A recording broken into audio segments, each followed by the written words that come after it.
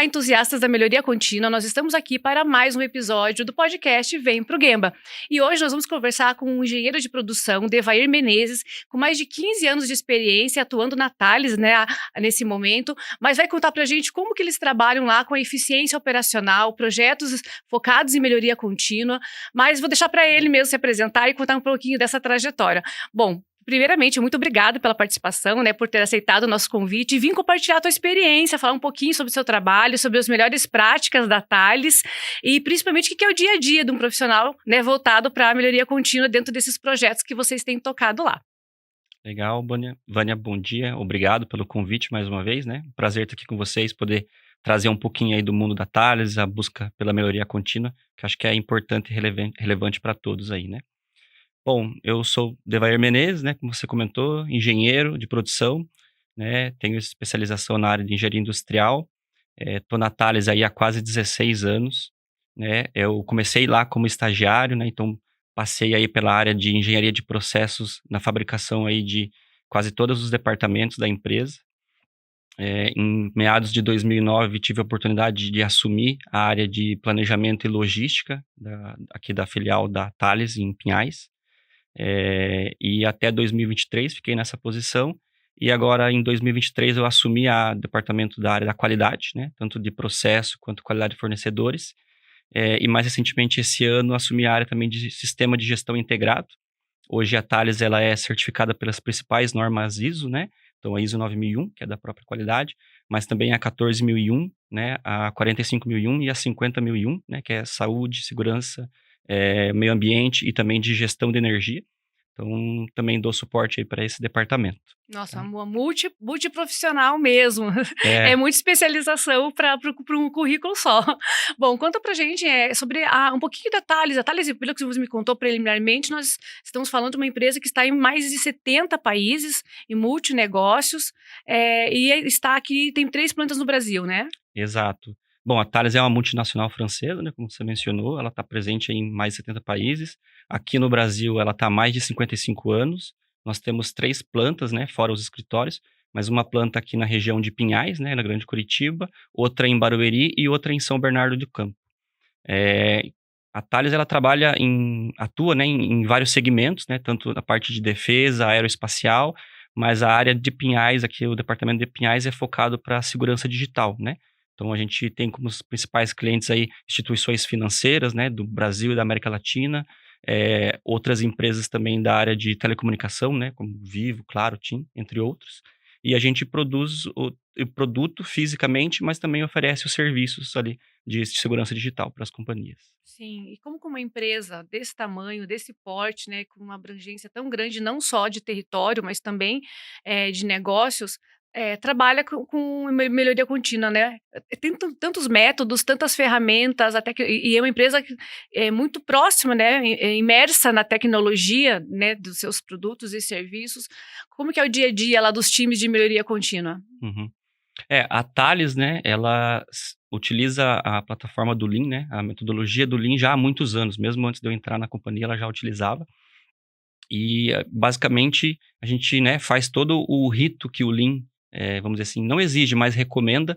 Então, todo ano faz um planejamento estratégico, né, a gente recebe vários inputs ali, tanto das nossas áreas comerciais, mas também da nossa equipe corporativa, da matriz, e a gente faz um mapeamento estratégico inicial, né, utilizando o mapa de fluxo de valor, né, o famoso VSM, e a partir daí a gente cria, né, todo um roadmap, né, de quais são as melhorias, os projetos, os kaizens que a gente tem que desdobrar aí para o próximo ciclo, que geralmente é anual, né, e a partir daí vão sendo criados vários projetos, né, eu mesmo nesses 16 anos aí tive a oportunidade de passar por muitos projetos, né, desde projetos de novos produtos, novos sistemas, novos equipamentos, né, tanto para desenvolvimento em si, mas também de introdução de novos equipamentos, projetos de melhoria, de Kaizen. Então, assim, tive projetos que eu julgo, assim, que não é todo profissional que tem a oportunidade. Então, por exemplo, em 2013, a gente inaugurou a nova fábrica da Thales, que é em Pinhais, né? A gente teve a oportunidade de desenhar essa fábrica do zero. Então, você imagina como um profissional que atua com Lean, o quão, né, vamos dizer assim, empolgante é você olhar para um processo produtivo, você entender os gaps, né, que a gente tem ali de melhoria, e você poder desenhar, né, um fluxo contínuo, colocar isso no papel, você vê essa fábrica sendo levantada e colocar ela em operação e acompanhar ela até hoje, né. Então foi um projeto que para mim foi extraordinário, muito bom. É um empreendimento Lean que já nasce da planta, né? O olhar, né, já colocar a planta modelada para que a operação aconteça com os conceitos do Lean. Isso é fantástico, é extraordinário, porque muitas empresas, elas vão para as novas plantas e depois que está tudo instalado, começa a se perceber, né, as oportunidades que ficaram para trás, né, por falta dessa visão. E eu imagino você, né, com esse time, como você mesmo disse, tão empolgante, você fala, não, eu vou colocar todo o meu conhecimento aqui e fazer essa planta ser um empreendimento Lean desde a da construção. E demorou quanto tempo, mais ou menos, para vocês desenharem tudo isso, deixar, no caso, assim, o planejamento, né, de instalação pronto para começar a erguer a fábrica? Entre, né, a aprovação da matriz, toda a questão de investimento, colocar os projetos mesmo, layout, contratação, foram quase 3 anos ali de projetos. Mas a gente não necessariamente atua em todas as etapas, né, como nessa época eu atuava na parte de engenharia de processos mesmo, o nosso papel, vamos dizer assim, ficou mais voltado em termos de 1 ano e meio, né. A gente chegou a fazer visitas em outras fábricas da Thales mesmo, para pegar, né, um benchmark, entender que boas práticas a gente já tinha em termos de processo de fabricação para o nosso negócio e trazer isso aqui para o Brasil, né. Então foi uma oportunidade, mas que para mim durou mais ou menos 1 ano e meio, por aí. Sim, que bacana. E a gente estava conversando, né, antes de vir aqui para a gravação, e vocês estão falando sobre essas metodologias mesmo, né, que não dá para seguir, às vezes, acho que esse é o tema que a gente pode explorar, porque você trouxe isso de uma forma, assim, muito interessante, porque muitas empresas falam, eu atuo com filosofia Lean, a gente né, tem o Lean na empresa, mas nem todas as ferramentas servem para todas as empresas, né, e nem todos os métodos vão performar bem em todos os negócios. Conta pra gente como é que foi essa adaptação que vocês tiveram, né, até mesmo da ferramenta do A3, que é uma das mais importantes para a gestão de projetos focado em Lean, e outras que vocês acabam modelando, e os resultados que isso trouxe, porque os resultados que você me contou São os mais importantes. São os mais importantes e são extraordinários. E uma outra coisa que eu achei muito legal é você comentar que foi um teste, pilotaram, deu certo, fizeram uma adaptação e que isso permanece até hoje. Uhum. Mas a gente quer saber dos cases. Aqui no podcast a gente quer saber dos números. Tá certo. Bom, como eu falei, a Thales usa o Lean, né, já há muitos anos, e a gente sempre utilizou a ferramenta do A3 para desdobrar, né, essas iniciativas, né. A gente já teve outros convidados aqui no podcast falando sobre o A3, é uma ferramenta extraordinária, mas com o tempo a gente percebeu assim que dependendo do projeto ou dependendo do contexto de negócio, às vezes o A3, no nosso entendimento, não era a melhor ferramenta para aquele momento. Então a gente percebia que a gente gastava muito tempo, né, de recurso das nossas equipes, colocando as equipes para desdobrar uma A3, e daí às vezes por algum movimento de negócio, do mercado ou de estratégia da organização, a gente percebia que talvez uma A3 não deveria ser priorizada, a gente precisava movimentar as equipes para uma outra atividade. E a gente começou a perceber que isso, de certa forma, tirava um pouco da motivação da equipe. Você imagina, né? A equipe participou de todo o planejamento estratégico, desenhou uma A3, planejou entregar o resultado, e daí, às vezes, fazia essa movimentação de, olha, vamos deixar esse A3 de lado e vamos para outra iniciativa.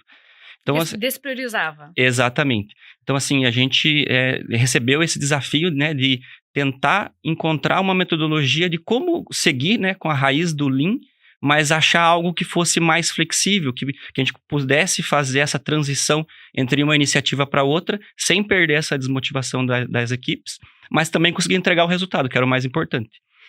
Então, na época, o meu gestor me convidou e mais 2 colegas, a gente fez um treinamento sobre Scrum, né, que é uma metodologia ágil. A gente até ganhou de presente lá um livro do Jeff Sutherland, que é o Scrum, a arte de fazer o dobro do trabalho na metade do tempo. E o clássico, né? Exato. É o clássico. Quem fala isso aqui, eu uso o Scrum e não leu esse livro. Precisa, porque é muito bom. Precisa, é um clássico.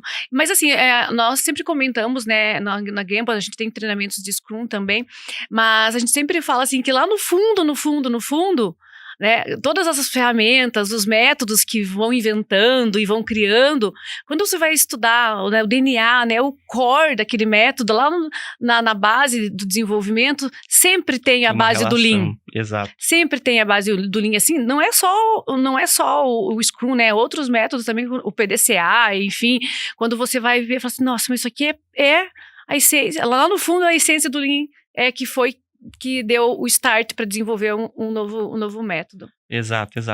O Scrum, ele tem, né, o seu framework próprio, mas ele tem essa relação direta com o Lean. Talvez até isso facilita, né, no nosso caso, essa integração que nós fizemos.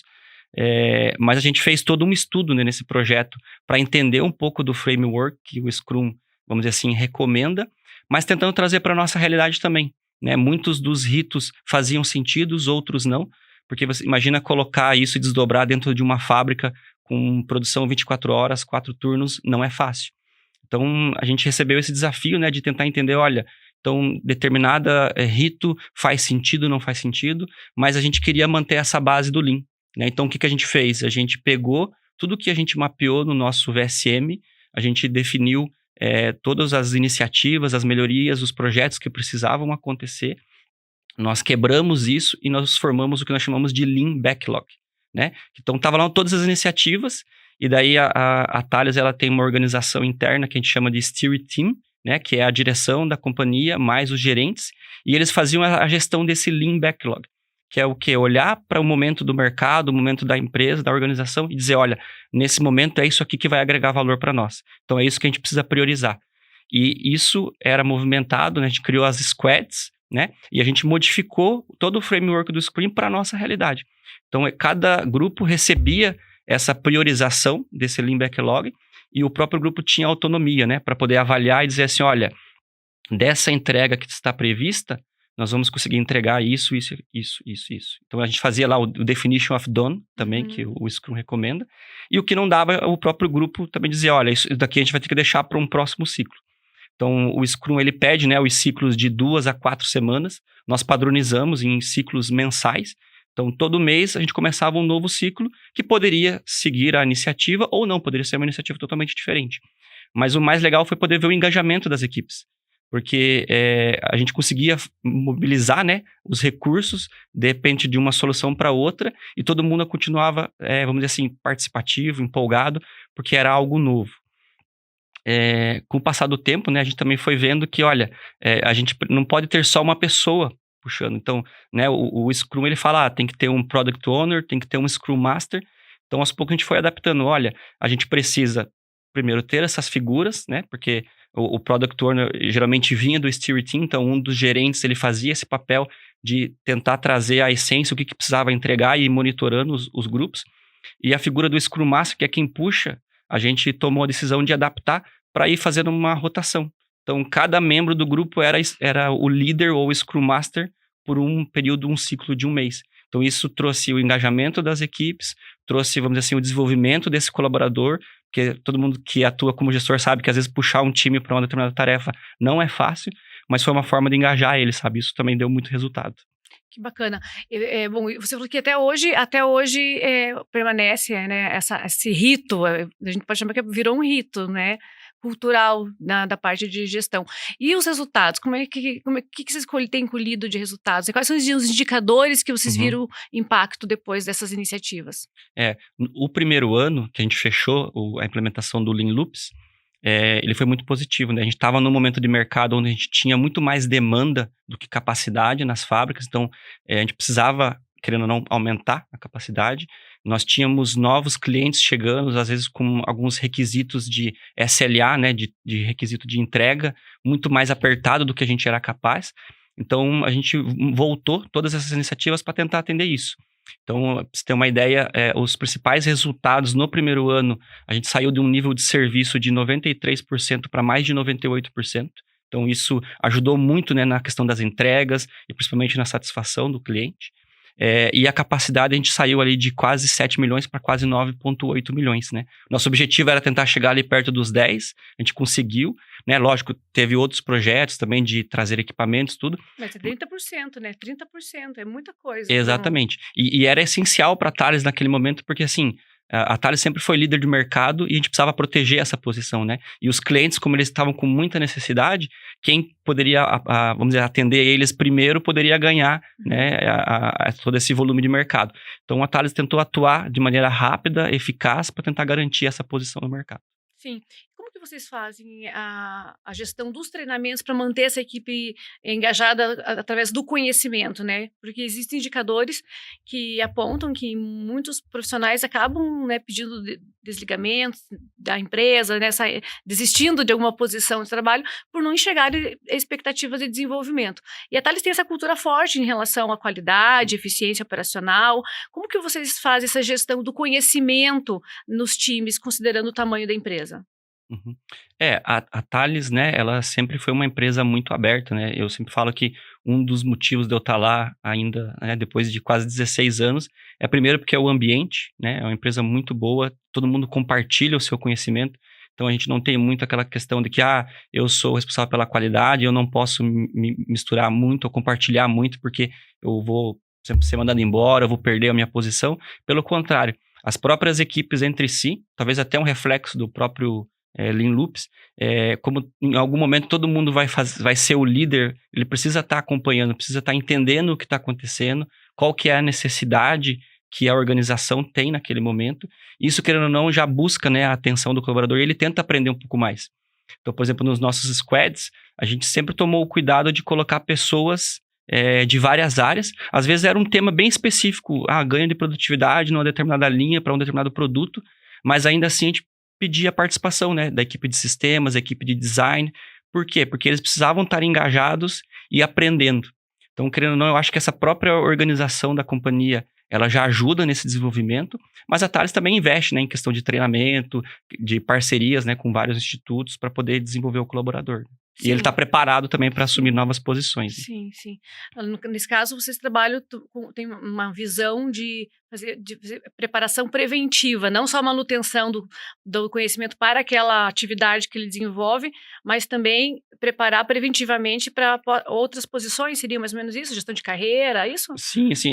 Tentar, vamos dizer, ter a equipe, né, ou os colaboradores envolvidos na maior parte das frentes, para que essa pessoa também consiga ter a definição ou entender qual que é a aptidão dela, né? Porque muitas vezes a gente coloca algum colaborador numa determinada posição, num determinado projeto, e é perceptível, às vezes, quando a pessoa não está tão confortável naquela situação ou naquele projeto, e ela não consegue entregar o que a empresa espera. Então, assim, faz parte da organização e de nós, gestores, também tentar entender isso, como é que a gente extrai o melhor. Então, assim, muitas vezes tem que expor e participar do Lean Loops, participar desses ciclos de melhoria, faz com que as pessoas que estão, vamos dizer assim, mais preparadas consigam se sobressair, mas também dá a oportunidade para aquela pessoa que não está tão preparada se preparar, né? Ela, em algum momento, por exemplo, ela vai ser o líder da sprint. Ela vai ter uma apresentação junto com a direção, ela vai ter um contato ali com os outros gerentes, então, querendo ou não, ela precisa exercer essa comunicação, tá lá, tirar aquele frio na barriga de ter que apresentar um projeto, entender, né? Então, ter essa percepção de entender qual é a necessidade da empresa e o que a organização espera daquele grupo, daquela entrega, e também transformar essa comunicação lá para o grupo. Então, assim, são vários exercícios, se você parar para pensar, dentro desse projeto, desses ciclos, que naquele momento, quando a pessoa chegar, talvez ela não vai estar preparada, mas ela vai buscar de antemão se preparar e a prática vai levar ela para uma melhoria contínua, né? Sim. Bom, considerando esse foco, né, a seriedade com que vocês olham para a eficiência, a qualidade, principalmente, até porque lidam com segurança e tecnologia, a rede de fornecedores de vocês, né, a cadeia de suprimentos, é muito grande, ela é enxuta, como que é? Olha, como boa parte dos produtos, né, são, vamos dizer assim, customizados por cliente, a gente sempre segue uma estrutura corporativa. Então, existem fornecedores locais, dependendo da matéria-prima, dependendo do produto, mas boa parte é de fora do Brasil, né? Então, por exemplo, na época da pandemia, a gente sofreu muito, né? Eu estava na área de supply chain na época. Por quê? Porque muita coisa parou, né, no mundo inteiro, e a gente teve todo aquele desafio de tentar não parar a fábrica. Eventualmente acabou acontecendo, mas a gente sofreu muito. mas hoje eu diria ali que na faixa de uns 70% é de fora do país, falando de matéria-prima, e uns 30% aqui locais, né? Daí pode variar um pouco mais o outro, dependendo do produto, dependendo da linha de negócio. Sim, e levando em conta aí a cultura organizacional do nosso país, né, a cultura de gestão e qualidade no Brasil, e principalmente nas pequenas indústrias, né, micro e pequenas indústrias, como que vocês lidam com os desafios quando se trata de uma eficiência e qualidade que não depende de vocês, que tem que vir, né, de um fornecedor? A gente tem todo um protocolo, né, que a gente já recebe via corporativo. Por exemplo, quando é um fornecedor de fora, isso é validado por toda a nossa matriz. Então, a gente já tem um acordo global com os fornecedores, né? Muitos são qualidade assegurada, outros a gente tem que fazer uma inspeção de recebimento. Então, a gente tem todo um controle, um acompanhamento. Eventualmente, recebe uma matéria-prima com problema, abre um processo de reclamação, né? Processo de gestão normal da qualidade. E durante a fabricação também tem todo um rito, né, de controles de qualidade, frequência, amostragem, para a gente garantir que o nosso produto final atenda, né, todos os requisitos, não só das normas, mas também dos nossos clientes, né? Mas tem todo um protocolo, treinamento, desde que o colaborador entra, para ele entender e ele se sentir parte da qualidade também. Porque a gente entende que muitas vezes a qualidade é vista como um empecilho, né? Do tipo, olha, não, vou ter que parar de novo para fazer um controle de qualidade. Não, é que isso, né? Quanto mais cedo a gente conseguir pegar um problema, identificar uma não conformidade, é melhor para a empresa, melhor para a companhia. E é isso que a gente tenta desdobrar lá dentro. De que o colaborador ele não vai ser penalizado por ele levantar a mão e dizer, olha, eu estou com um problema aqui, preciso de ajuda. Pelo contrário, a gente tem que incentivar que eles façam isso, que eles tenham essa cultura, porque para a empresa é melhor e para nós tratarmos o problema quando ele está na raiz, ainda é muito mais fácil, né? Sim, e a preocupação, né, que você falou que vocês têm, ela também não é só da porta para dentro, né, é da porta para fora, e a Thales leva isso num olhar também social. E conta um pouquinho como é que é o programa que vocês têm de capacitação de jovens da comunidade, como que a equipe interna se conecta com tudo isso? Legal. A gente tem hoje um programa social que é o Formare, né? Que ele já é, acho que conhecido até em outras empresas, que é um programa onde a companhia ela recebe, né? Faz um processo de seleção para selecionar alunos da comunidade para trazer para dentro da empresa e a gente formar ele como um profissional, né? Então, geralmente são adolescentes que estão ali no ensino médio, então para concluir o ensino médio, e a gente tem todo um programa de formação, né? Para mostrar para eles o que é ser um profissional, né? Então, já aqui, na Thales já tem há mais tempo, mas aqui na sede de Pinhais, a gente está na nossa segunda turma. Então, são em torno ali de 10 a 12 alunos, que os próprios colaboradores da Thales são os professores, né? A gente chama de EVs, que é o educador voluntário. Então, eu mesmo sou um EV da área da qualidade.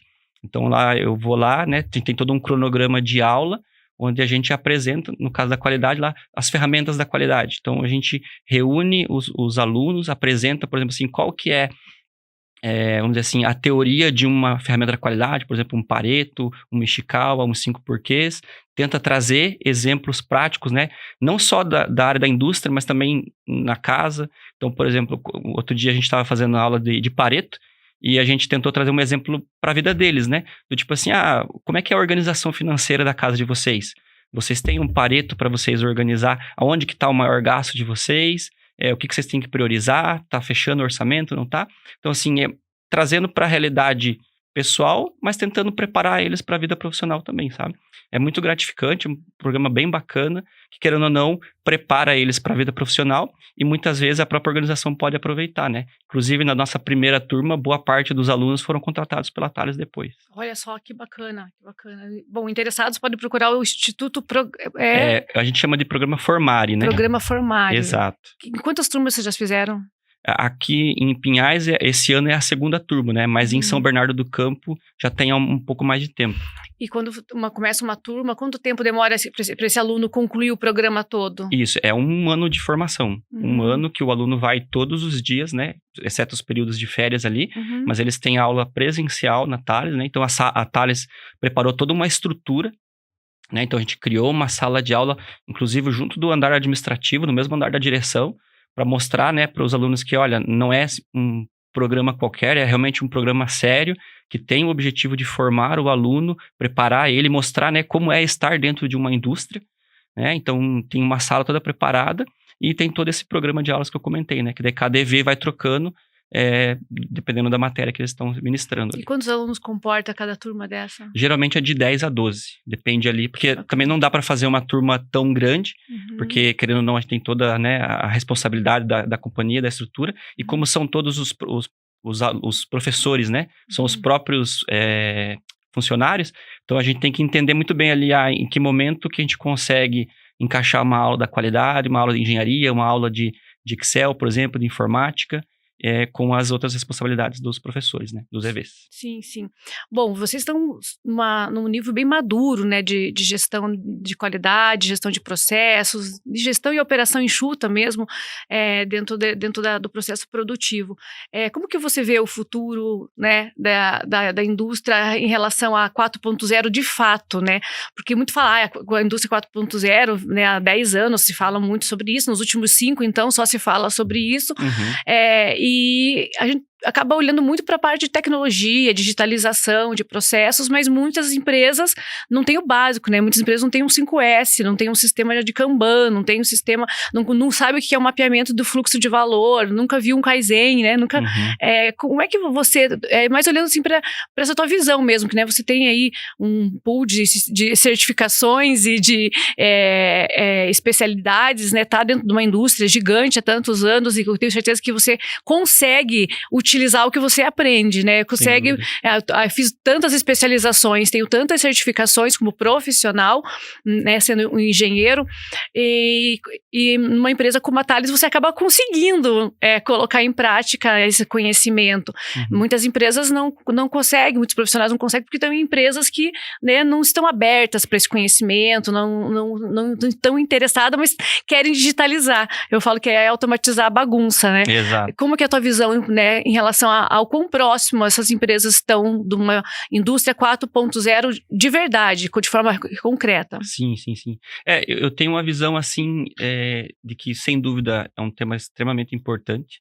Eu acho que é o futuro. Boa parte das tecnologias que a gente vê no mercado hoje, elas tendem a trazer muito mais produtividade, muito mais eficiência, que é o que as empresas buscam. Mas eu sempre tenho um pouco de receio, no sentido de que as organizações elas têm que buscar essa tecnologia, mas para implementar de verdade, e não porque está na moda ou não porque são bonitas, né? Então, e a Thales ela vai muito em linha, né, com essa visão que eu tenho, que existem N tecnologias, mas qual delas realmente vai ser utilizada a forma de trazer um benefício, trazer um ganho, agregar valor para o processo produtivo. Então, a Thales hoje, não só aqui no Brasil, mas em várias plantas do mundo, ela tem várias tecnologias, né? Então tem inteligência artificial, tem Cobalt, tem AGV, só que a gente realmente sempre tenta fazer uma POC antes, né? Que é uma prova de conceito para, olha, qual é a dor que a gente quer resolver com essa tecnologia, né?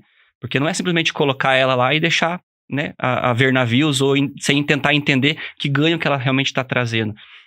Então, por exemplo, quando a gente trouxe aqui em Pinhais, a gente já tem o AGV, por exemplo. Só que a gente só tem um implementado. Porque a gente precisava realmente entender, peraí, mas o que esse AGV vai fazer? Qual é o benefício que a gente vai ter? Qual é a rota? Que cuidados que a gente tem que ver? Mas eu tenho trânsito de colaborador, eu tenho trânsito de empilhadeira. Como é que a gente vai fazer isso? Qual é o modelo de AGV que a gente vai colocar, né? Então, assim, eu acredito que é o futuro.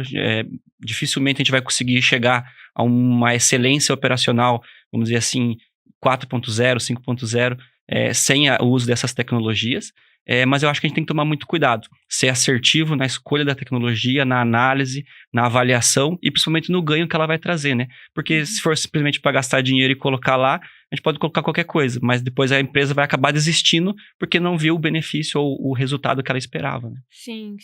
Então, no teu entendimento, assim, que dica que você pode trazer para os profissionais para ajudá-los a escolher as melhores tecnologias, as que de fato vai valer a pena o investimento e que de fato eles vão utilizar, porque como você mesmo disse, eu também vejo isso nas empresas, algumas empresas que a gente visita e atende, que às vezes faz um investimento violento numa tecnologia e acaba não utilizando aquilo lá no dia a dia, e se utiliza não consegue medir de fato qual foi a relevância, né, em termos de retorno do investimento ou de ganho realmente de performance, como que se poderia dar uma orientação, né, dar alguma dica aí para os profissionais que quer colocar tecnologia, quais são as metodologias mais indicadas para escolher o que de fato vai fazer a diferença? Exato. Olha, eu acho que na minha visão, acho que a principal dica que eu poderia dar é realmente entender a dor, né? Qual é o objetivo, né? Se você está pensando numa nova tecnologia, é porque você quer resolver um problema. Então, assim, a minha principal dica é entenda realmente esse problema. Porque muitas vezes a gente perde, não assim, a gente investe pouco tempo entendendo realmente o problema e a gente tem essa tendência de já querer ir buscar uma solução. Então, assim, eu acredito sempre que se a gente realmente entender qual é o objetivo, qual é a dor, qual é o problema que a gente quer resolver, muitas vezes a própria tecnologia ou a solução ela vai aparecer naturalmente. Não só para a tecnologia, mas para qualquer outra ferramenta ou metodologia que a gente quer utilizar. Porque a gente sabe, né? Existem N metodologias, ferramentas, tecnologias, e com certeza alguma pode ajudar.